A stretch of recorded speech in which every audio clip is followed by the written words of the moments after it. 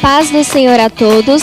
Dando início a mais um episódio do Betel Entrevista. Hoje eu estou aqui com o pastor Caleb Camargo e ele vai ser o entrevistado de hoje.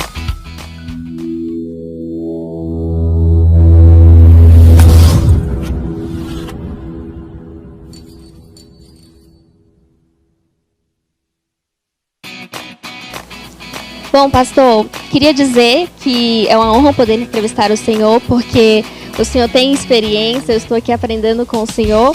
Então, assim, vou fazer umas perguntinhas, começando pelo fato de que o senhor é o filho do pastor Fernando Camargo, né?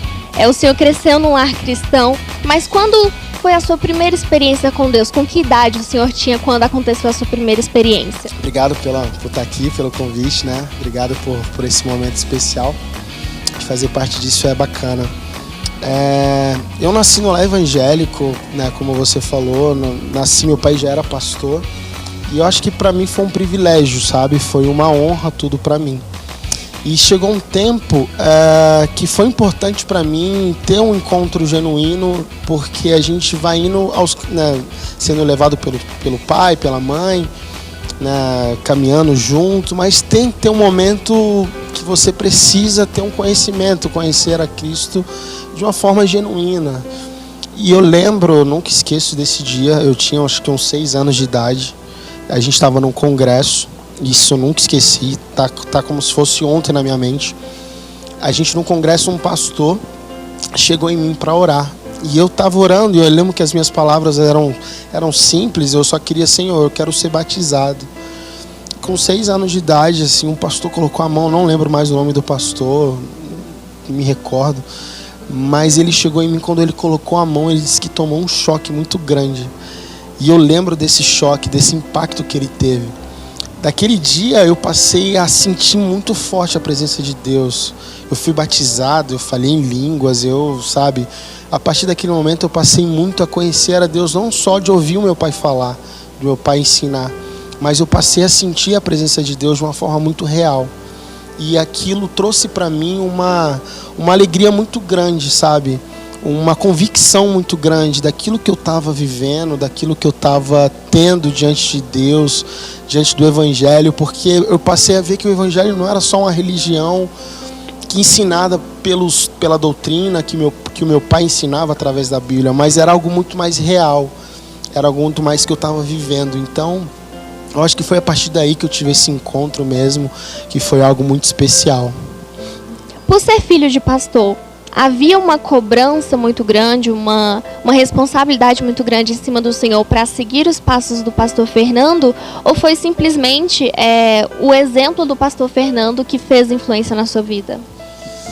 Com certeza foi o exemplo, sabe? Com certeza o pastor Fernando é um exemplo, é uma faculdade, uma enciclopédia, não sei se eu falei certo, viva, sabe? Ele é uma escola viva, ele é um exemplo. Meu pastor Fernando é para mim mais do que um pastor, ele ensinou para mim o caráter cristão, o caráter de um homem cristão, um caráter de um homem de Deus, um caráter de uma pessoa que não está no Evangelho por um simples religião ou, né, por um simples momento ali religioso, mas ele é um exemplo de como é o caráter, sabe? Como deve ser. E desde cedo eu vi muito isso, esse caráter no pastor Fernando. Era sempre, né, uma pessoa muito carinhosa, muito também braba, muito também rígida na sua posição. Isso fez da gente, assim, isso me fez tornar uma pessoa melhor, uma pessoa que eu passei a enxergar a vida de outra maneira. Hoje eu tenho para mim o pastorado não como uma vontade ali obrigatória de seguir os passos do pastor do meu pai, mas eu senti ali o desejo, a paixão de ser como meu pai, sabe? A paixão mesmo. E quando Deus deu para mim o chamado, quando Deus revelou para mim que eu seria um pastor, eu fiquei muito grato, agradeci muito a Deus, porque também isso é uma vocação. Não é porque você tem um pai pastor que amanhã você se torna um pastor. Isso vai muito além, sabe? Então, eu tenho certeza que Deus me chamou para, assim, foi um chamado de Deus para este propósito, para este tempo na minha vida, que eu quero viver, que eu quero exercer até quando Deus me levar, ou Jesus voltar antes. Mas foi nada de pressão, foi mesmo assim paixão por ver a alegria que o pastor Fernando prega, a alegria que ele vive, os milagres que Deus fez na minha vida, na vida da minha casa, e presenciar isso só me fez querer viver isso muito mais. Nós sabemos que o senhor já quis ser jogador de futebol. Nessa época, o ambiente e as pessoas que estavam ao seu redor impactaram na sua caminhada cristã a ponto de te afastar dos caminhos de Deus, ou o senhor foi uma influência para essas pessoas? Cara, que boa pergunta. O sonho de ser jogador veio muito novo, sabe? Eu tinha assim, eu reconheci em mim, isso é importante, né, falar, porque não foi algo aleatório. Eu reconheci um talento que eu acho que era natural para ser jogador, porque nas escolas onde eu estudava, sempre eu jogava no time da escola, sempre era requisitado, porque era realmente habilidoso. E o pastor Fernando sempre foi apaixonado em futebol. Meu pai sempre me levou para o estádio, e a primeira vez que eu entrei no estádio eu fiquei, sabe, anestesiado de chegar no estádio assim, e eu passei a sonhar aquilo. E a partir daquele momento que eu passei a sonhar, que eu passei a buscar o sonho de ser um jogador, eu lembro que eu tinha mais ou menos uns 10, 11 anos, a gente estava num jejum. O pastor Fernando perguntou: para que você está jejuando? Eu falei: porque eu quero ser um jogador de futebol. E ele: então não jejua mais, porque você precisa jejuar. A gente estava no jejum de 3 dias, eu com 11 anos, a gente já fazia vários jejuns assim. E a partir daquele momento, Deus começou a revelar em mim esse sonho, eu comecei a buscar, a sonhar. Eu fui um cara muito determinado também. E quando eu vivi o ambiente do futebol, eu tive 2 escolhas: ou abraçar Cristo de uma forma genuína, ou viver desordenadamente, viver os prazeres mundanos. E eu escolhi a Deus. Eu tenho muito orgulho disso, assim, de dizer, eu escolhi Deus. Eu morei em Santos, eu tinha 18 anos quando eu morava em Santos, no time do Pelé. E eu jogava no Jabaquara. E onde a gente morava, no Jabuca, lá em Santos, tinha um baile funk toda sexta-feira na quadra. E na quadra, próximo do nosso quarto, o pessoal cheirava cocaína e vendia cocaína na frente da porta do nosso quarto. E eu passava sempre a noite indo para lá. O traficante chamava Inácio. Me amava ele. Ele me amava: Caleb, você é muito gente boa.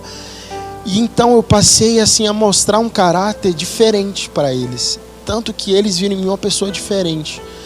E dentro do carro eu tinha um golzinho bolinha.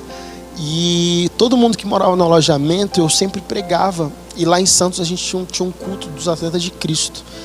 Eu cheguei a colocar 18 pessoas no golzinho. E a gente ia pro culto dos atletas.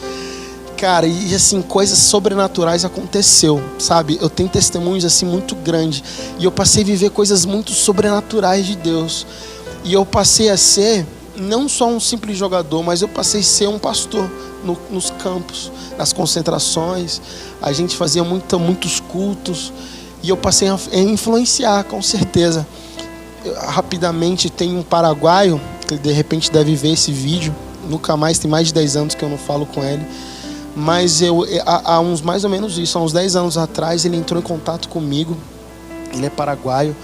E ele falou: Caleb, cara, muito tempo que a gente não se fala e eu queria te agradecer. Eu falei: pô, paraguaio, cara, agradecer de quê? Ele falou: cara, hoje eu sou casado, tenho 2 filhos. Lembrar do Paraguai, eu fiquei emocionado. E eu estou na igreja, estou firme na igreja, e eu quero te agradecer porque você me apresentou Jesus. Eu falei: pô, Paraguai, foi tão simples te apresentar Jesus. E ele: cara, depois que você me apresentou Jesus, a minha vida mudou. Eu larguei tudo que eu fazia de errado e eu passei a ter outra vida. E hoje eu tenho uma família, eu tenho filhos. Eu não jogo mais futebol, mas eu estou trabalhando, estou vivendo bem. Então, assim, eu pude influenciar. E eu acho que a partir do futebol, eu passei a viver experiências que me fez ainda querer mais ser pastor, querer mais a vocação, querer mais o chamado. E eu acho que essas experiências me trouxe para o pastorado também, me fez entender a vontade de Deus. E quando eu voltei da Itália, eu fiquei 4 anos na Itália, vivendo experiências com Deus, vivendo os dias que eu dormi pobre, sabendo que ia acordar rico com um contrato milionário, e Deus não permitiu. Por 3 vezes isso aconteceu. O pastor Fernando sabe, minha família sabe disso. E assim, Deus não permitiu, e Deus chegou a me falar e falou assim: olha, não é minha vontade. Isso aqui é experiência para você, mas não é minha vontade. E eu passei a entender isso. Falei, cara, tanta gente está no futebol que nem sabe jogar e é milionário, né? Mas eu agradeci a Deus por me fazer entender e colocar isso no meu coração. E hoje, assim, tudo que eu prego, tudo que eu vivo é de muitas coisas que Deus me fez viver através do futebol. E eu sou muito feliz com isso. Talvez o senhor não estivesse hoje nos caminhos de Deus se Deus tivesse permitido que o senhor tivesse assinado esses contratos, né? Sim, assim, a gente sabe, eu penso dessa forma também, eu creio que isso poderia ter acontecido, porque Deus, como eu preguei aqui ontem até, Deus não te dá uma bênção para que ela se torne maldição. Então você tem que estar muito preparado para aquilo que Deus tem para você, para que aquela bênção se torne ainda mais bênção e você se torne um abençoador. Então talvez eu não teria a mente e a cabeça, né, poderia não estar tão preparada por aquela fama, aqueles holofotes, aquele dinheiro, né, que o futebol por si só lhe te dá. Mas eu creio naquilo que Deus faz e entendo muito todo o propósito de Deus. O senhor pregou sobre quebra de cadeias para romper. Teve alguma cadeia na sua vida que foi quebrada pelo poder do Espírito Santo? Cara, teve uma cadeia muito forte que foi quebrada na minha vida. Eu era um cara muito nervoso, de medo. Eu tinha muito medo. Tinha muito aquele nervosismo de fazer as coisas. E quando eu jogava, eu tinha uma dor assim na barriga muito grande.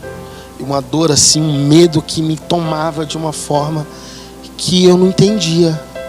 E eu não entendia aquilo, como é que estava acontecendo. Eu passei a entender que era uma guerra assim, tanto espiritual como uma guerra pessoal, uma guerra mental, sabe? E eu tive que trabalhar muito isso, buscar muito em Deus. É tanto que quando eu entrava para jogar, eu sempre orava, pedia para Deus me livrar daquele medo, me livrar daquela ânsia que me dava antes, aquele nervosismo que me dava. E tudo que eu fazia na vida, eu tinha esse problema, eu tinha esse medo. Então, foi uma cadeia que o diabo, assim, o inimigo tentou me prender muito por conta disso. Porque esse medo te impede de fazer muitas coisas. Esse medo me impedia de fazer as coisas, de arriscar, de ser ousado, de querer alguma coisa a mais. Principalmente como um jogador de futebol. Porque eu era muito ousado quando eu jogava, era um atacante, né? Driblador, corredor. Então eu tinha que ter ousadia, sabe? E isso me prendia. E Deus me fez essas cadeias quebrarem. Deus quebrou essas cadeias na minha vida, essa cadeia emocional, essa cadeia que me prendia, sabe, de viver o melhor de Deus e me fazia ter medo. Deus quebrou. Hoje eu agradeço muito a Deus porque eu não sinto mais o que eu sentia. Eu não tenho mais aquele medo, aquela ânsia que me dava. Existe aquele nervosismo natural de tudo que você faz, do dia a dia de trabalho, mas não é mais aquele medo que me algemava. Talvez meu pai nem sabe disso, assim, mas era uma coisa muito pessoal minha, sabe? Que eu acho que eu não comentava com ninguém. Mas eu lutei muito com isso. Foi uma guerra muito grande, que hoje eu agradeço muito a Deus. Você tem, eu acho que uma vitória maior que eu já tive na vida foi Deus ter rompido essa cadeia emocional em mim. E hoje eu subo para pregar, eu prego onde for, eu exerço minha profissão como engenheiro. Eu trabalho assim, eu sou engenheiro de mais de 100 pessoas, então eu tenho que falar no meio de todo mundo. E eu sou sempre do mesmo jeito, eu não tenho medo, eu não tenho vergonha. Mas isso é porque Deus quebrou essa cadeia emocional na minha vida.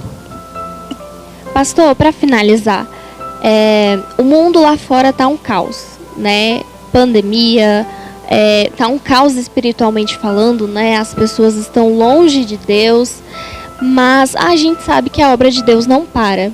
Então eu queria perguntar para o senhor, o pastor prega bastante sobre o avivamento, o que o senhor pensa sobre o avivamento, o que o senhor espera para esse ano de 2022 e para a Igreja Presbiteriana Betel nesse ano de 2022? Eu, assim, há 30 anos, sabe, eu tenho 35, né, mas é uns 30 que eu tenho mais consciência das coisas de Deus. Eu nunca vi pastor Fernando falar alguma coisa que não acontecesse, sabe, pastor Fernando tem uma intimidade muito grande com Deus, muito, mas assim, muito grande. A gente até fala, cara, o Espírito Santo já caguetou para eles, sabe, se ele olhar para você assim, cara, o Espírito Santo já falou alguma coisa, ele já está sabendo. E aí, pastor Fernando tem há uns anos, assim, falado do avivamento, sabe? Tem profetizado e tem falado, olha, tá chegando o avivamento. E quando o avivamento tá chegando, o milagre acontece, muitas coisas acontecem, a gente já tá vivenciando isso, sabe? A gente já tá conhecendo, experimentando isso. 2021 foi um ano muito difícil, 2020 e 2021 foi anos difíceis para nós. Nós vimos o pastor Fernando morrer. Eu estava do lado dele por umas 2, 3 vezes, ele até conta que ele morreu. Mas Deus deu a vida para ele de novo. Nós cremos nisso, sabe? No milagre que Deus deu.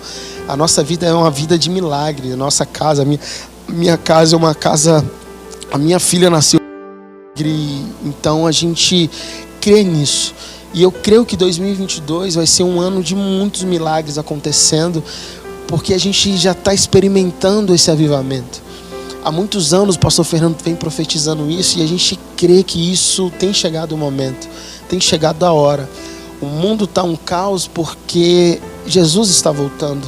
Jesus está à porta, a gente está nos acréscimos, sabe? Nos últimos momentos mesmo da igreja de Cristo na terra. E esse momento final é para aquele... eu creio nisso, que será esse momento de muita unção, de avivamento de Deus, avivando a igreja, avivando as pessoas para os últimos momentos, para as últimas horas, porque Jesus vai levar a sua igreja, sabe? Eu creio que eu vou subir no arrebatamento, eu creio que Deus vai fazer isso na minha vida, vai me dar esse presente, sabe? Então... eu creio que 2022 vai ser um ano de muitas bênçãos na igreja. A Igreja Betel vai ser um ano de explosão, sabe? Eu vejo essas paredes quebrando, eu vejo as tendas sendo alargadas, pessoas que precisam de Cristo, pessoas que estão perdidas no mundo chegando para Deus através desse avivamento que sabe, que está já na porta, batendo na nossa porta, desse avivamento de Deus que Deus está derramando nas nossas vidas, nessa igreja, nesse altar. Então eu creio que vai ser um ano de muita unção, de muito poder nesse lugar. Muito obrigada, pastor, pela entrevista. Que Deus continue abençoando o senhor. Amém. O Projetando tem sido uma bênção, né? As pregações. Amém. E eu espero que continue sendo uma bênção. Amém. Que seja finalizado realmente no mover de Deus, no Espírito Santo de Deus. Show. E eu gostaria de agradecer a todos que estão assistindo. Continue acompanhando as entrevistas, as pregações nas nossas redes sociais. Não se esqueçam de escrever e mandar para todos que vocês conhecem. Deus abençoe vocês.